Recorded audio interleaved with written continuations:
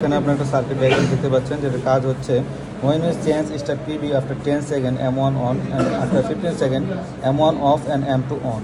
এটা হচ্ছে আমাদের সার্কিট ডায়াগ্রাম। এই সার্কিট ডায়াগ্রামটা করার জন্য আমাদেরকে দুইটা সেন্সর নিতে হবে। এটা হচ্ছে আমার দুইটা সেন্সর। একটা সেন্সর দিয়ে আমরা এখানে স্টার্ট পুশ বাটনের মতো কাজ করব। এটা যখন চালু হয়ে যাবে তখন আমাদের টাইমার 1টা চালু হয়ে যাবে। টাইমার 1টা চালু হওয়ার 10 সেকেন্ড পরে আমাদের M1 মোটরটা চালু হবে।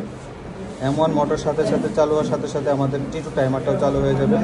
তার 15 সেকেন্ড পর আমাদের M1 মোটরটা বন্ধ হয়ে যাবে এবং M2 মোটরটা চালু হয়ে যাবে। এটা হচ্ছে আমাদের মেইন কাজ। সেটার জন্য আমাদেরকে দুইটা টাইমার নিতে হবে, দুইটা ডিসি রিলে এবং একটা এসি রিলে এবং দুইটা এমসি নিয়েছি। এটা হচ্ছে আমাদের কাজ। এবং এই ডিসি রিলেতে পাওয়ার সাপ্লাই দেওয়ার জন্য আমরা এখানে 220 ভোল্ট এসি প্রোভাইড করেছি এবং তার থেকে আমরা আউটপুট হিসেবে 24 ভোল্ট ডিসি পেয়েছি। এবং এমসি দুইটাতে আমরা 220 ভোল্ট আমরা এসি প্রোভাইড করেছি। এটা হচ্ছে আমাদের সেন্সর। এই সেন্সরটা আমাদের কাজ হচ্ছে এখানে একটা কিছু সেন্স করবে। এটা যখন মেটালিক কোনো কিছুর সংস্পর্শে আসবে তখন এটা সেন্স করবে, সেন্স করে এটা ইনপুট হিসেবে স্টার্ট নেবে।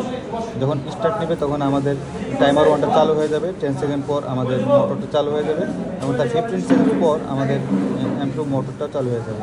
এটা হচ্ছে আমাদের চালু হয়ে গেল। টাইমারটা চালু হচ্ছে। 10 সেকেন্ড পর আমার এমসিটা চালু হয়ে গেল এবং 15 সেকেন্ড পর আমার MC2টা চালু হয়ে যাবে। আমাদের MC2 চালু হয়ে গেল। এটা হচ্ছে timer. So thank you for watching my video.